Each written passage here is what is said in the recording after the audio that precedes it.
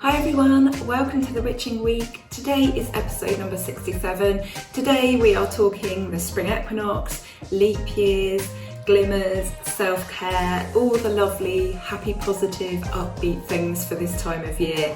So get comfy, put some incense on, grab a cup of tea, and we'll jump into the Witching Week. Hi everyone, welcome back. Thanks for being here, thanks for watching. If you're new to the channel, welcome. Every Friday we get together for a cup of tea and a bit of a natter, and I talk about all things sort of like witchy, pagan, sometimes things that don't fall into those categories, but we follow the wheel of the year. And yeah, we talk about the seasons, just what's happening. So if you are a return visitor, then thank you so much for being here. Welcome back. So how has your week been? First of all, we're going to do tea and incense. So I'm actually on the hot chocolate today in the Cemetery Witch mug, which aren't quite available yet, but it won't be too long. I think you all know that I'm like beavering away in the background to bring you something amazing, but having a real job and all sorts of things going on in the background at the moment, it's taking me a little bit of time. There are not enough hours in the day at the moment. So we're drinking hot chocolate. That's the vibe we're going for today. And I am burning some Black Forest incense, which I think I've burnt on here before. I'm not sure on it. It's not unpleasant, but it is a little bit soapy, a little bit perfumey. But anyway, it's nice. It's better to have some incense than no incense. So yeah, that's what we're doing today. How has your week been? What have you all been up to? What's the weather been like? Some of you are still getting quite a bit of snow by the looks of it. Here it's been just raining all week. We did have a lovely afternoon on Tuesday. We had some sunshine, so that was really, really nice. I can't believe that we are nearly through February. It's absolutely nuts. So of course this week we have a leap year. I don't know how much you guys know about leap years, but they basically maintain the balance between a calendar year and the actual time that lapses during an astronomical year. So essentially, if you want to cut it down to like really simple terms, they are a way to deal with the extra time that we have as a result of Earth's orbit around the sun. So we also have something called leap seconds as well. And a leap second is added every so often just to help try and keep this balance and to keep things on track. So the last leap second that we had was, well, it wasn't the last one. We had one added on the 31st of December 2005, and that was the first since 1998. And then subsequently 2008, 2012 and 2015. So I reckon we must be due another one added soon. If we went from 1998 to 2005, what's that? That's 7 years, isn't it? And the last one was in 2015.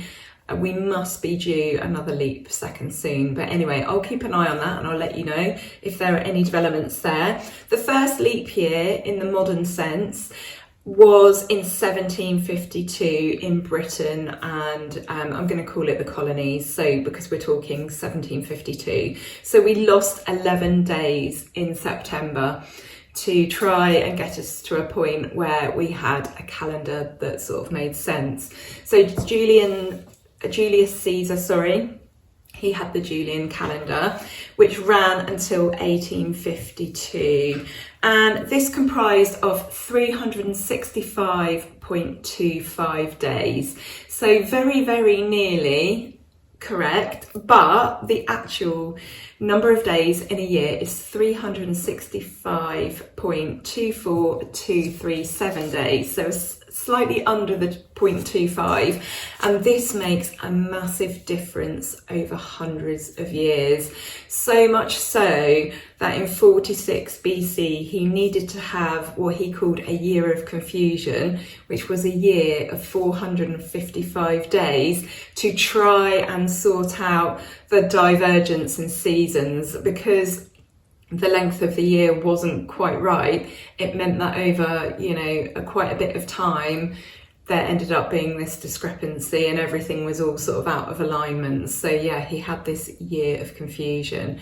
Then we have Pope Gregory the 13th, who instituted the Gregorian calendar in 1852. But in Britain, we got there a little bit earlier. In 1752, we changed things. So this calendar stipulated, or Pope Gregory stipulated, that the calendar should start on the 1st of January. So Britain had already made the change. September the 2nd was followed by September the 14th, and New Year's Day was actually changed from the 25th of March to the 1st of January. So we put those changes into place in 1752. It's just that there was a difference between Catholic and non-Catholic countries as to when these changes were made. The Egyptians did something slightly different. They had 12 months of 30 days, and then at the end of their year they had 5 days of festivals and celebrations. So their year looked a little bit different. And of course there's lots of folklore surrounding a leap year.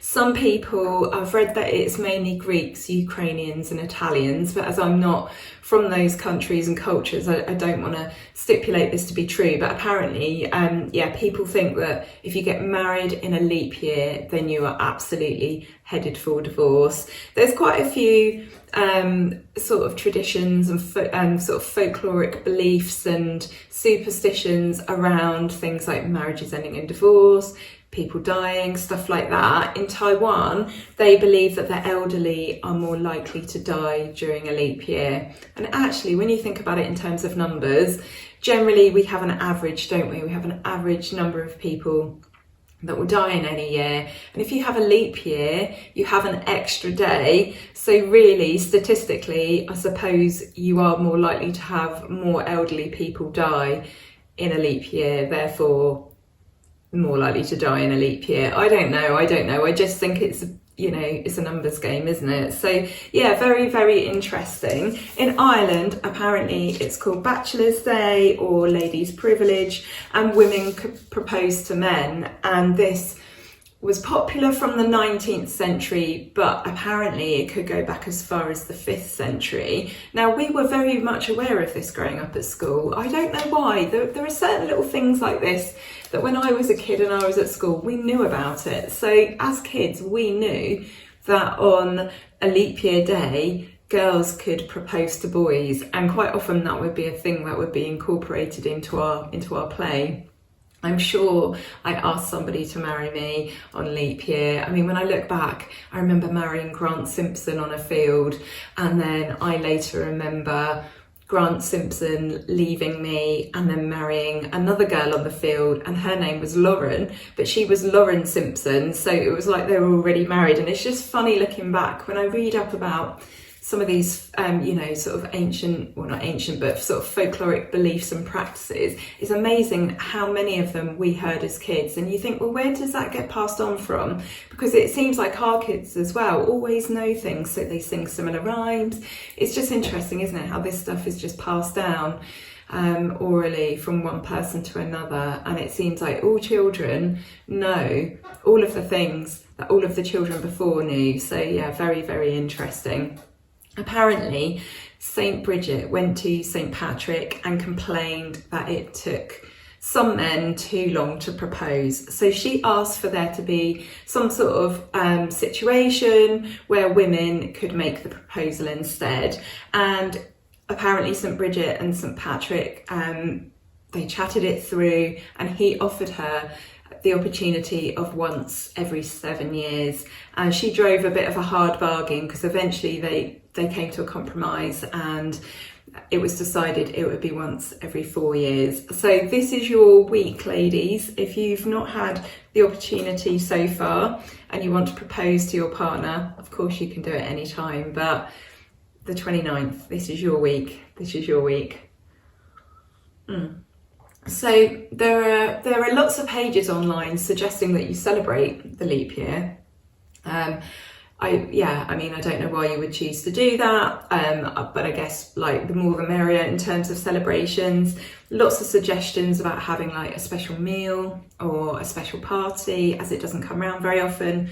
But the idea that I really, really liked is the idea of writing yourself a letter that you then open in 4 years' time. So you would, in this letter, perhaps describe what your life looks like now, what you would want your life to look like in 4 years' time. Perhaps you might offer some advice or support to yourself. You might talk about a particularly hard time that you're going through, some of the challenges that you face. You might write down some goals, some things you'd like to achieve, some things you'd like to conquer. And then the idea is you read the letter in 4 years' time and you see what's changed, what's different, what you achieved, whether the things that you were really, really sort of upset and worried about were even on your radar 4 years later. And I think that's a really, really nice idea, really simple. Anybody can do it. Write a letter, pop it in a drawer, put it somewhere safe, and then in 4 years' time you can have a look and have a look back at, you know, the old you 4 years previously, and a lot can change. Even in a week, a lot can change. A lot can change in a year. So certainly a lot can change in 4 years. So I think that's a really, really lovely idea. So what else do we have coming up this week? I have my sister's birthday. She's got a big birthday, so that's very exciting. And of course, we are working our way towards the spring equinox now. I said to myself that this week I would definitely try and have at least some of my drink, because I make it every week and then I spend so long talking that I don't actually get a chance to drink it. But I have to say, it tastes a bit funny, and I'm wondering if it's this really strong incense smoke. I'm going to pop it over there because I think the smoke's landing on it and I think I can taste it. I'm probably just imagining that, but anyway, it's not so nice. So yeah, we've got just under 4 weeks until the spring equinox. In the UK, it's happening on Wednesday the 20th at 3:06 a.m. in the morning. And although it's been really, really grey and drab and wet and raining this week, we did have one afternoon on Tuesday that was absolutely glorious. It was warm, it was sunny, and more than that, the light quality. There was something about the light. It was just so much brighter. We are headed into that part of the year now. So the afternoons are lighter, and I've noticed now in the morning, obviously, it depends what time you get up, depending on whether you notice whether the mornings are getting lighter or not. I mean, obviously they are, but I've noticed now that it is getting light at, well, it's not light at 10 to 7, but it is starting to get light, whereas before it was just really dark out there. So yeah, we are well on our way. And when we get to the equinox, it's going to be a point of balance between night and day. And then when we move past that, then the balance will be tipped in favour of more light than darkness. So the next 3 weeks, when you consider that tipping point, the next 3 weeks are really going to make a big difference. We will notice that difference. So I'm really, really excited about this. Yeah, it just means warmth, it just means energy, it just means being able to do stuff. I'm just so excited about this part of the year. So I wanted to know, what is it that you want to bring into the light? So what do you want to grow, achieve, nurture, create, improve? I want to hear all about your hopes, goals, dreams, aspirations, and I want to know what you're holding back, perhaps what you are not bringing out into the light. What skills and talents are you hiding that you should be bringing out and accepting that you're good at and nurturing? I really feel like this is a time of year where it's almost like okay to sort of like blow your own trumpet a little bit. I don't know why I get that sense. I always get that sense at this time of year. This part of the year, it feels positive, it feels exciting, it feels promising. And I know that this isn't a big hit of vitamin D because we've not got there yet. We've had one sunny afternoon, and I think you have to wait until March. I think it's March to October we can sort of get our vitamin D from the sun in this part of the world. I think it's just the natural flow and energy of the planet, you know, of the growing season. But I always feel really, really upbeat and excited. I feel enthusiastic, I feel ready, I feel willing, I feel motivated. I literally feel like the life is seeping back into me. And I know that there's some of you that are watching that don't feel this way at all, and they very much feel that way about the autumn and the winter. My husband is one of them. He would just be in the darkness all year round. If he could. That said, he is somebody who's quite prone to being fed up and depression, so I think that says a lot. But no, I really, really embrace this part of the year. I think it's fantastic. So I want to hear all about your spring equinox hopes, dreams, plans, projects, just your sort of life bits and bobs. You know, where are you headed? Where do you want to go? Where do you want to be? And of course, come sort of July, August, September, that's when we're probably all going to feel our best, when we have had all that sun. But I just think this part of the year is just so full of hope and promise. And it's that hope and promise that we start to feel at Imbolg, and then it really sort of starts to pick up pace around this time of the year. So we'll talk more about the spring equinox next week and the week after.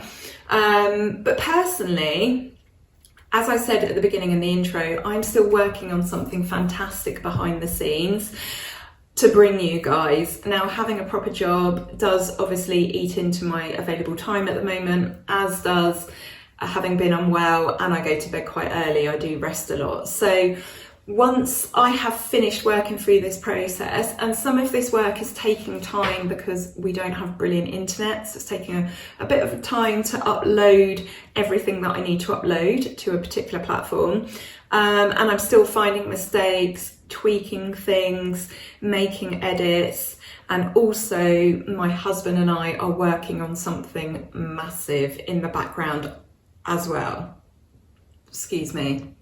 Something that we can't avoid, something that has to take some of our time each week, and each day. So once that is over, that process is over, I'll have more time, and once I've finished working on and tweaking what I'm doing, again, I'll have more time. So I hope that frees me up a bit more for more YouTube, more videos. We'd like to get back to that, but at the moment I just have to massively go with the flow.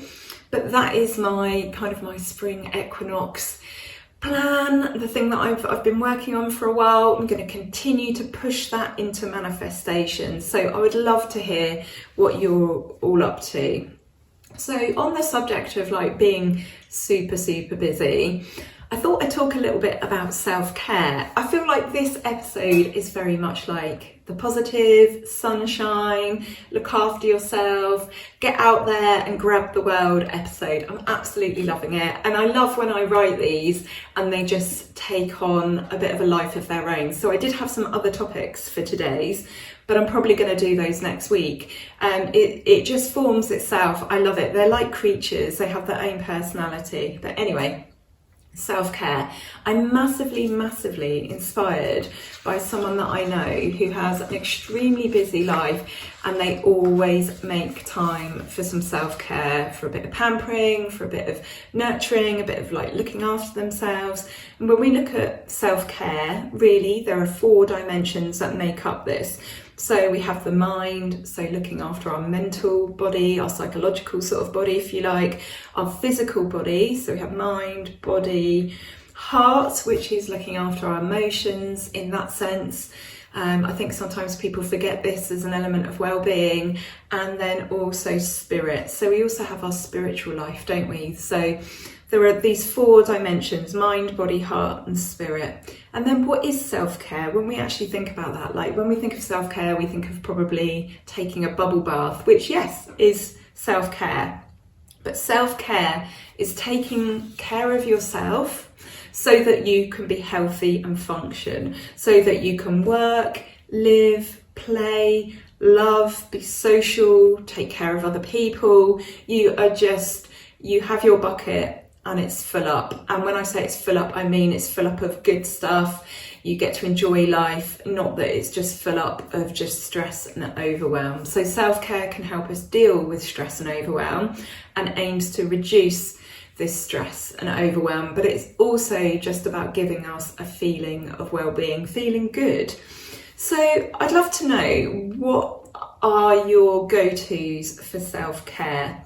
And the thing I love about this topic is it's a bit like witchcraft, in that self-care looks very different for everyone. So I thought I'd sit down and actually write down the things that are actually really, really good for me personally. And it's weird because when you write down the list, you realise there are some things on there that perhaps take a little bit of effort, but when you do them, they make you feel really good. So I'm going to commit to writing these down on like a little card or something, and then I'm going to make myself do all of the things that are on that card. So for me, self-care looks like exercise. Well, I'm very limited in being able to do that at the moment, hopefully not for too much longer, but I can perhaps do a tiny bit. Fresh air. Sometimes it's really, really difficult to get out of the house because I'm so busy working or, plugging away at any of the things that need to be done here. It could be cold outside, it can be wet outside, but on those occasions where I've had to go out, where it's been cold and wet, actually, I've been really, really grateful for the fresh air, and it's made me feel really good. So exercise, fresh air, time in nature, that's a big one for me. And again, it very much depends on my own ability to be mobile. But again, that's going to pass and I'll be able to get out and about a bit more. But again, a lot of it is more about finding a window to get out in nature when there's life going on. So, for anyone that works full time, that is a real challenge. And yes, there's time at the weekends for many people, or they get, a couple of rest days here and there, but it's actually making yourself get out and do it. And when I say time in nature, it could simply be that you can't get to a forest or a beach or a stream or a lake, but there's a really lovely tree in the local park, or there's a really lovely tree down a particular street, and you could go and sit under that tree for 5 minutes. You could just go and connect with that tree. Even just going to have a look at that tree is so beneficial, Again, when I talk about exercise, in the past, people have come at me and said that I'm fat shaming and I like diet culture, when actually my own mobility at the moment is massively restricted, and even just getting dressed makes me out of breath because of my dodgy heart. So I'm talking about whatever you can do. So if exercise is sitting in a chair and tapping your feet to some music, it counts. It all counts. Burning incense. I love burning incense. It's probably not good for me. It's probably going to affect me in some way ultimately down the line, but it makes me feel really happy and it makes me feel grounded, and it's just a really mindful thing that makes me feel quite connected to my practice. So yeah, putting some incense on is really, really good for me. A good diet. Again, I know this depends on privilege. It depends whether you can afford a good diet. I don't actually eat that often in a week now. I have periods of fasting, so it does mean that when I do eat, I can eat something that's good quality. But I find that, if I'm getting a bit run down or a bit unhappy, then I take a look at my diet and I make sure I get some fruit in or some veggies. I don't worry about sugar levels in fruit because it's about the fibre and it's about the nutrients. And so if I want fruit, I'll have fruit. So that's really, really good for me. Listening to music in particular, you can get music that is set to a certain frequency. So there's a band I really like called Man of No Ego. It's kind of electronic music, and a lot of their songs are at 432 hertz. So music's a big one for me. Unplugging, which is something that's quite difficult to do now that I have a job online. So I spend many, many hours a day online in one place or another, but unplugging every now and then for just like a day, 12 hours, really, really good. I also don't look at my phone in the night. I don't switch it off, but it goes on to silent and I go to sleep, and I think that's really, really healthy. If I wake up in the night, I might check the time, but I don't go onto any social media accounts. Whatever is there can wait until the morning. And then showering. So even though I shower every single day, Some days, especially in the winter, I will summer, I will shower twice. I've been known to shower 3 times a day, but on the whole, once a day. But if I'm feeling really, really stressed, overwhelmed, if I'm on sensory overload a little bit, then having a shower, an extra shower, is just really, really good. It just brings me right back down to earth. So those are the personal self-care things that work really, really well for me. Of course, time with friends and family, that's always really, really good for you. I was thinking more of specific actions, things that I can implement. Obviously, seeing friends and family is very much up to sort of like when I'm free and when they're free. So I didn't include that, but obviously that makes me feel better. So it's different for everybody. So I'd love to know what self-care actions work for you, how good you are at implementing them. We all love a walk out in nature to get some fresh air, but it can be really, really hard. If you're run down and you're not feeling so great, it can be hard to make yourself do that and to find the energy to do that. But once you do them, you tend to feel so much better. So this sort of self-care theme kind of got me on to thinking about something else, which is Glimmers. Now, I've seen so much stuff on Glimmers in this last week. I thought, yeah, I need to talk about this. They are basically, if you've never heard of a glimmer before, it is the opposite of a trigger. So they are an internal or an external cue to feeling safe, feeling joy, feeling happiness. They are the exact opposite of a trigger. So they help regulate our nervous system. Now, this idea of glimmers has been around for a while. So they were introduced in 2018, the actual term glimmer, in the polyvagal theory in therapy, the polyvagal theory in therapy, engaging the rhythm of regulation. This is a book. This is a 2018 book by Deb Dana. But the idea itself has been around since 1995. Stephen Porges, he, with other neuroscientists, came up with the polyvagal theory, and that is that our nervous system, our autonomic nervous system, is looking for clues all of the time to sense danger. So in the way that our minds and bodies, our brains, search for clues for danger, and you will experience those. You will experience those little clues that tell you to sort of have a heightened awareness. Equally, the things that make you feel good are going to register, aren't they? They're going to register with your nervous system. So I'd love to know what your glimmers are. Now, I happen to think that glimmers are those things that are sometimes a little bit sort of almost indescribable.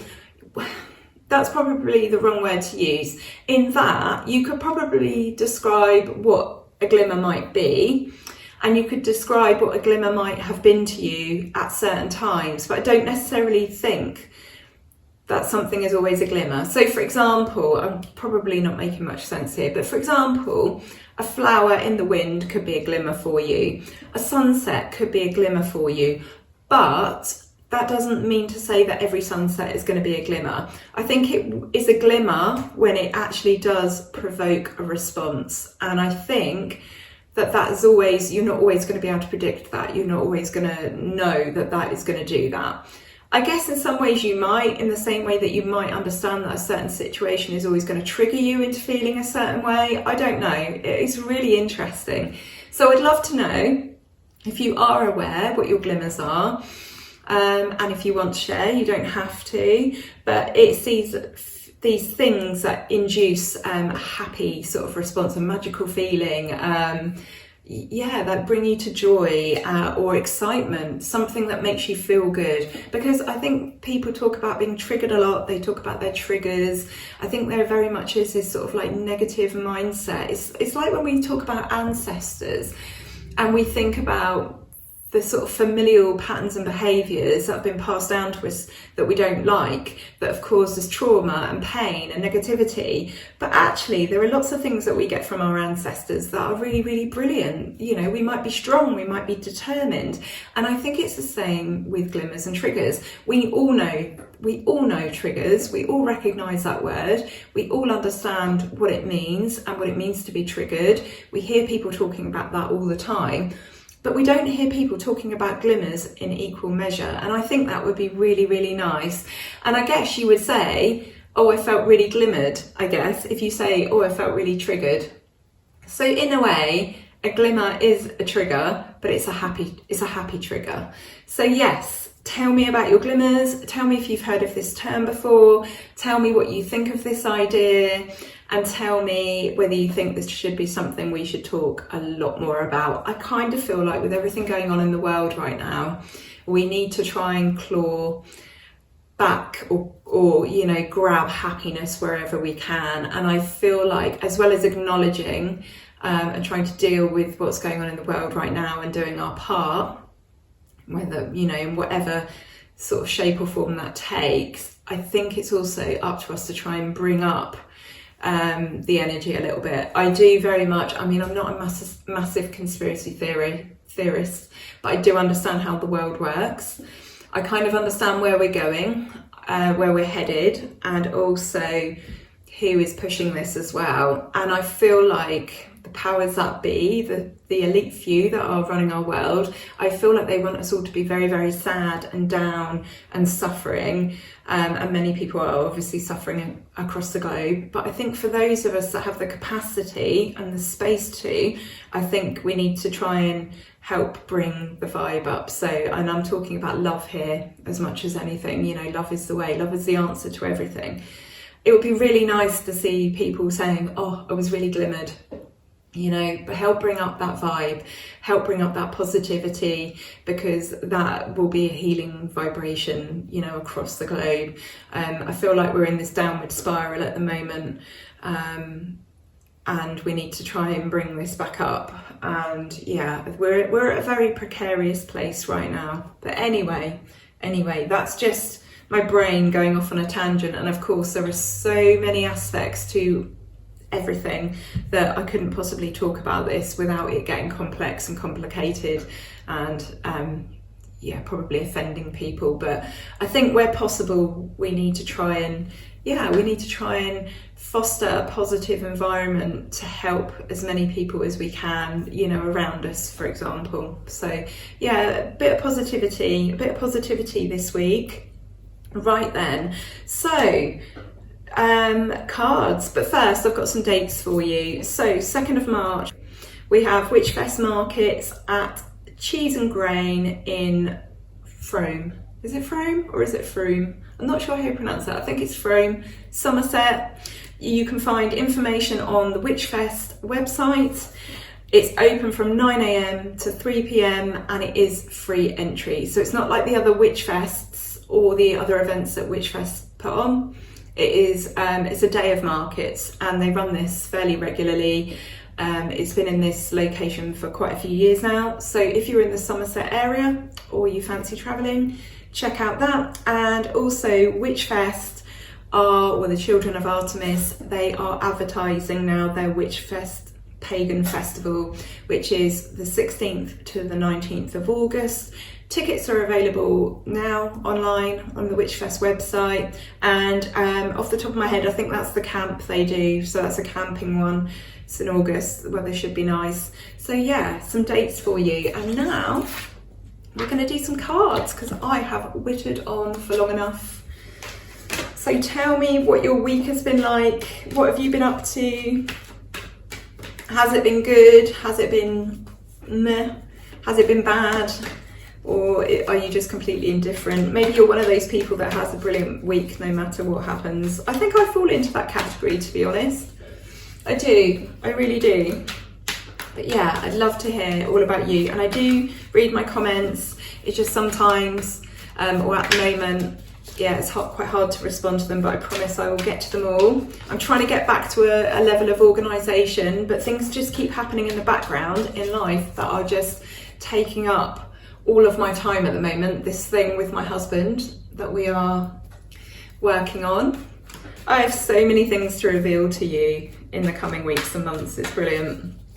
And actually, when I get there, you'll probably be like, oh, is this it? But I think it's very exciting. What was I going to say? Yeah, I'm at the stage at the moment where every minute of my day is literally spoken for. So from the minute I get up until the minute I go to bed,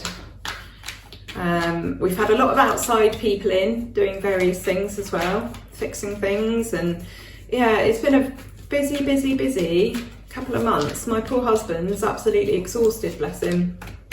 Right, so let's pick some cards for the week ahead. Let's have a little look at the energy, see what you might be faced with, how you can approach it. So I picked 3 cards for today. We had 4 last week. I think we've had 4 cards for a little while, but was definitely feeling the number 3 today. We have the Devil, we have the Knight of Swords, and we have the Sun. So interesting that we had the Knight of Swords last week, where we very much spoke about like not rushing into things, you know, look before you leap a little bit. Almost that energy of the Fool a little bit, but just in terms of being unaware of the challenges and things that might be around you. So, you know, going in with a lot of sort of like mental clarity, you know, taking a step back, not rushing in, not making harsh decisions, not being rash. And so the energy of that continues. And with the Devil, we look at very much the shadow side of ourselves, some of the negative sort of thought patterns we might have, or behaviours, or those aspects of ourselves that stop us from, you know, achieving sometimes. And the message with the Devil is always that those things can be brought into the light. We do have control over ourselves, we have control over our emotions, our feelings, and ultimately our behaviours and our thought patterns. You know, we might have learned certain things, perhaps from family, from the way our parents did things, or the people around us, or what we learnt at school, but we do have the power and the control to actually put those on the table, look at them, dissect them, analyse them, and if we want to, change them. So very much a continuation then of that energy of don't go rushing into something, but I think the focus here is very much on having a look at the aspects of yourself, your personality, your behaviour, even the way you make decisions, and to examine those and to bear those in mind in your dealings in the week ahead, you know, when you're dealing with stuff, when you're dealing with people. But also, I think that there is, you know, a reminder to think that it's not all doom and gloom. You know, you might be taking time to do a little bit of shadow work and to look at some of the things that you could change or do differently, or just ease back on. There are also, in every person, absolutely wonderful things. You know, there is the light side of us. There is those things that are wonderful. It's okay to be human. It's okay to have the light and the dark, the good and the bad, and the two don't equate, you know, with the other necessarily.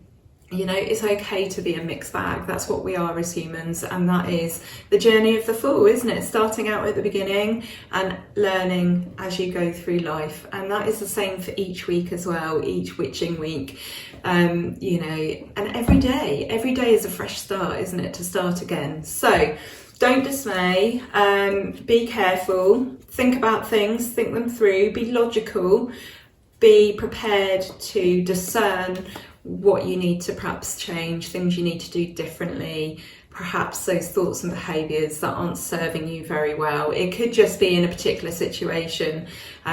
You know, there are definitely situations where I have to go, right, I have a tendency to do this and this isn't going to help the situation. So what I need to do is not do that as much as my body and my brain are pushing me to, and actually do this instead. And it's really hard. It's really hard to work against the self, but actually you're working with the self. So, and it's important to remember who you are, the light that you have, the light that you bring to the world, the joy that you bring to people. I mean, for every person that perhaps doesn't like me, for example, there's someone else who will. You know, this is just the nature of life. It's it's a mixed bag, isn't it, of everything. So there we have it. That is your message for the week ahead.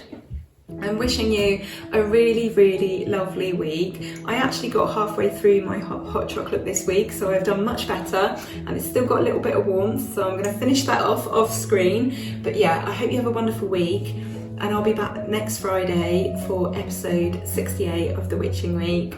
All right, lots of love, take care, love and blessings, bye.